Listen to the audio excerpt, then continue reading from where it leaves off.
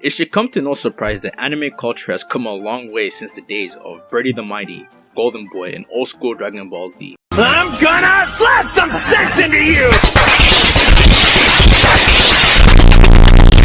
Actually, nerd culture as a whole has become much less of a stigmatized thing and more of a unique aspect of society that sets us apart. But I'm not here to lecture you guys on the history of anime and society. What I am here to do though is talk about two very important aspects of anime culture that has been the topic of many discussions and many discourses throughout the year. Check it, for those of you who don't know me, name is Waifu, and if it isn't obvious yet, I really like anime. And I mean really like anime. Like, I'm talking about, like, my entire being is based off of anime. Yeah, I know. I'm a sad fuck. But enough about me. Let's talk about you. Yes, you. The person who just finished watching every episode of Full Metal Alchemist Brotherhood on Netflix because your one bigger friend said, "Bro, this show is so cool. You gotta watch it." And you're probably thinking to yourself right now, "Bro, Ed and Winry, they're such a cute couple. If only I could find myself a girl like that." If I hit the nail on the head spot on, then you, my friend, have now officially been diagnosed with waifuism. And if not, then, I guess you just have good taste in anime characters. As I was saying, you, my friend, have waifuism.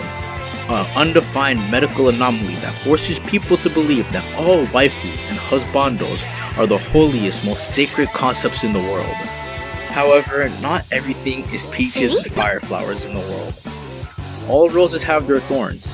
And with waifuism comes the territory of being judged harshly for a taste. Luckily, that's where I come in. As the self-entitled Lord of all Waifus and a certified holder of a bachelor's degree in Degenerate Culture Studies from the prestigious Raymond Junior High, I'm here to help you guys figure out if your waifu is truly trash or not. Play my shit.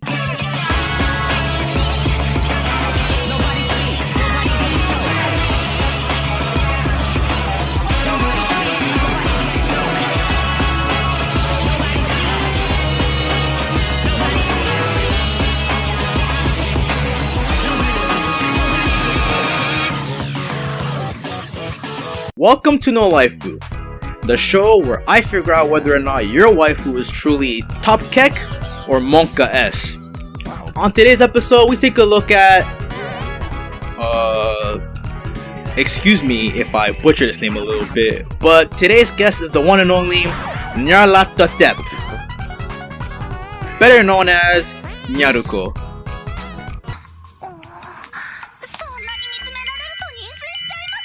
Appearance-wise, there's not much to say about Nyaruko. Actually, when I think about it, Nyaruko is quite the character because she isn't just a byproduct of horny artist syndrome.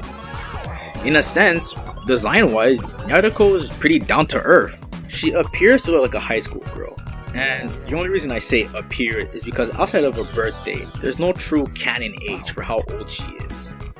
Physical appearance-wise, Nyaruko rocks some of the longest hair I've ever seen on any anime character. And this is including Squallow from Hitman Reborn. She also has some of the brightest green eyes ever in anime history. Ria's Grimory, eat your heart out.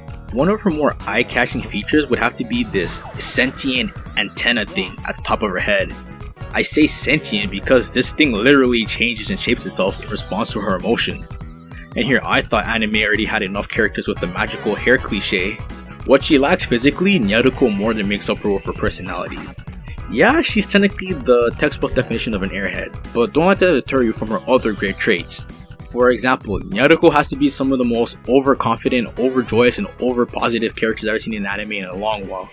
And this is coming from somebody who reads and watches a lot of shonen, where like 85% of the characters are dumb idiot guys that are overjoyous and overconfident, overpositive. Another positive aspect about Nyaruko's personality is her otakuism. Nyaruko is a major otaku, and the way her personality makes a 180 whenever she's referencing popular media such as JoJo or Pokemon just makes her that much more lovable. Outside of those two major points, Nyaruko also happens to be quite the smart and self-confident character. She is also shown to be a very capable fighter and very wealthy, and also has a tendency of being quite perverse as well.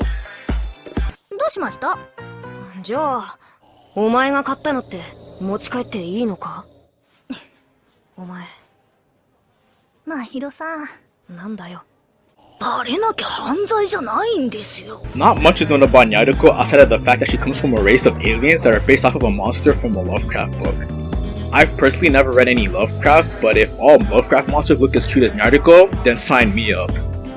She's often seen referring to an organization known as the Space Defense Agency, an activist group whose sole purpose is to protect the citizens of Earth from strange alien activities.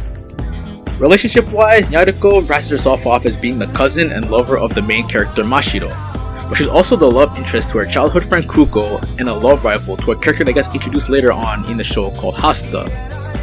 Putting all that aside, let's not analyze Nyaruko. What makes Nyaruko so different and so good as a character is the fact that she stands out as not just a waifu, but as a character in general. Nyaruko isn't just your token airhead over-the-top anime girl. She's a pretty realistic representation of how a girl her age will not only act but react to what she goes through. For example, her relationship with the main character Mashiro. To most, it just looks like any other anime relationship. But when you really take the time to look at it, it's the story of a love-struck girl who's trying her best to impress and capture the heart of a boy in the best way she can think possible, while also trying to stay true to her love for otaku culture. When you take these two aspects of her character in mind, Nyaruko comes off as less of an annoyance and more of a dork who clearly doesn't understand how the world works. She perfectly captures what most otakus, weebs, and degenerates look for in a waifu. The perfect Imoto type character who at first sight falls in love with you and is willing to go crazy lengths to make things work. She's the famed perfect dream girl who, despite all the negatives, is willing to stick with you and love you unconditionally. This is why I personally think that Nyaruko is one of the better waifus out there, because I personally believe she truly captures the essence of what it means to be a waifu. But all these are just my opinions. If ever you don't agree, feel free to voice any complaints you have in the comment section below or through Twitter DMs, link in the description. Thanks for watching, guys. I hope you enjoyed this series, and don't forget to leave a like and share this video with friends, and I'll see y'all next time. Bye!